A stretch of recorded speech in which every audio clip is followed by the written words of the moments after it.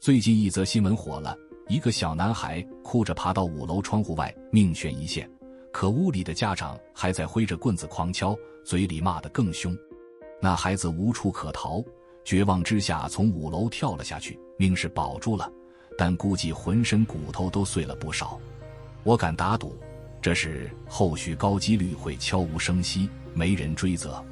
很多人想不通，窗里的妈眼看孩子命都快没了，怎么还追着打骂？是继母脑子有病？其实这逻辑一点不复杂。这位妈之所以这么干，就是因为她觉得自己的权威被挑衅了。你个小兔崽子，没我点头就敢玩自杀这套，你的命是我给的，想自己说了算，门都没有。我宁可亲手打死你，也轮不到你自己决定死活。我从农村出来，这种戏码见得太多了，简直不要太多。咱们这家长文化几千年根深蒂固，孩子的言行举止，甚至脑子里想什么，都得被父母攥得死死的。尤其那些穷人家的孩子，从小被父母管得跟傀儡一样，还被不停灌输你欠爹妈的这种毒鸡汤。父母为什么这么爱控制洗脑？简单，孩子一旦接触了更文明、开明、自由的思想，就不再是他们的提线木偶，再也无法为他们卖命了。之前我聊过3种家庭模式，今天再给你们掰扯掰扯。第一种，父母把孩子当宝，拼尽全力给孩子最好的。这种父母生了娃后，使出浑身解数给孩子创造富足、宽松的环境，让孩子自由成长，肆意飞翔。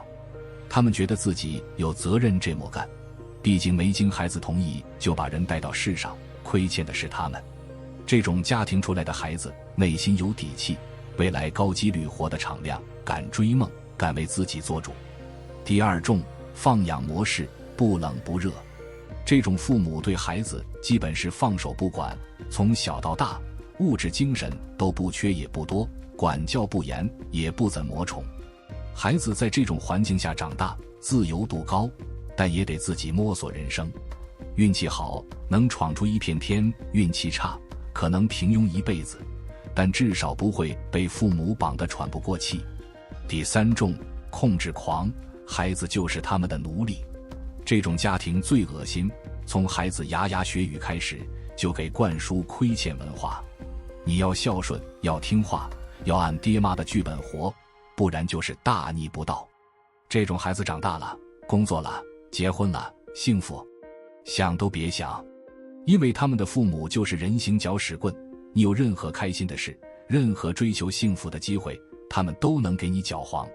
你想买房，他们说风凉话；你想创业，他们泼冷水；你想结婚，他们挑3拣4。总之，你的人生得围着他们转，否则就是不孝，就是白眼狼。如果你不幸从第3种家庭爬出来，我劝你一句，既然成年了，就别再当乖乖狗了。听话这东西会害死你。人得有点自己的脑子，有点反叛的火花，有点冒险的胆子。这些东西要是被抽干了，你跟行尸走肉有什么区别？如果你一辈子不敢自己思考，不敢违背家长的圣旨，那你就是条低头吃屎的狗，永远翻不了身。这种家长文化的根深得很，穷人家尤其严重。为什么？因为穷人父母往往没什么本事，控制孩子是他们仅有的成就感。他们自己活得憋屈，唯一能发泄的就是把孩子当出气筒，当工具人。孩子稍微有点自己的想法，敢顶嘴，敢不听话，他们就觉得天塌了，权威被践踏了。就像新闻里那位妈，孩子都爬到窗外了，她还在乎什么？她在乎的不是孩子的命，而是自己的面子，自己的控制权。这种父母骨子里觉得孩子是他们的财产，孩子的命都得归他们管。你敢不听，那就打到你听为止，哪怕把你打死，也比让你造反强。我小时候，村里这种事多得数不过来。有个邻居家的小孩，因为偷吃了家里的糖，被他爸拿皮带抽得满地滚，抽完还得跪着认错。那小孩才6岁，6岁啊！还有个女孩成绩不好，被他妈当着全家人的面扇耳光，骂他是废物，骂到他连头都不敢抬。这些父母嘴上说为你好，其实就是拿孩子撒气，拿孩子证明自己的存在感。他们自己一事无成，就指望把孩子捏成他们的傀儡，替他们完成未了的心愿。孩子要是敢有自己的想法，敢追求自己的生活，那就是大逆不道，必须镇压。这套逻辑细想是不是有点变态？但它在咱们的文化里愣是传承了几千年，还被美化成孝道家教。多少人被这套东西害得一生抬不起头，活得像个影子。尤其是穷人家的孩子，背负的不仅是贫穷，还有父母强加的心理枷锁。他们被教的觉得自己天生低人一等，天生欠父母的，活着就是为了还债。结果呢，长大了也不敢追梦，不敢为自己活，稍有出格的想法就觉得自己罪大恶极。所以我说，摆脱这套毒害，关键是醒过来。你得明白，你不是谁的附属品，你的命是你自己的。父母生你养你，是他们的选择，不是你的债。你成年后有权利为自己做主，有权利拒绝他们的控制。这不是不孝，是救自己。因为你不救自己，没人会来救你。那些控制狂父母永远不会觉得自己有错，他们只会觉得你不听话，你欠揍。你要是继续当他们的狗，他们会变本加厉，直到把你的精气神榨干。醒过来的第一步就是学会说不。父母让你干什么，你得先问问自己，这是不是真的对你好？如果不是，那就硬气点，拒绝。别怕他们生气，别怕他们骂你不孝，他们的怒火只是因为控制不了你，面子挂不住。时间长了，他们会发现你不是他们的傀儡，他们的把戏对你没用了。第二步，离他们远点。物理距离是最好的解药。如果能搬出去住，尽量搬。如果经济条件不允许，那就尽量少跟他们深聊，少让他们插手你的事。第三步，重建自己的内心。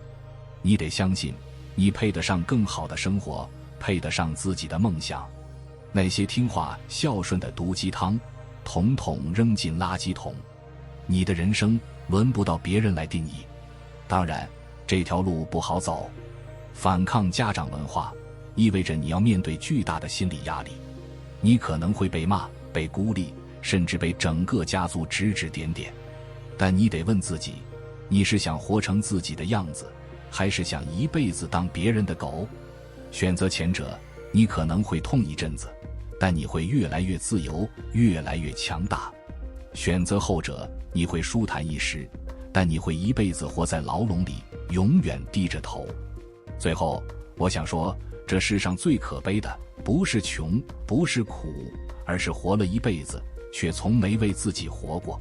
如果你还在被父母的控制下喘不过气，现在就动起来。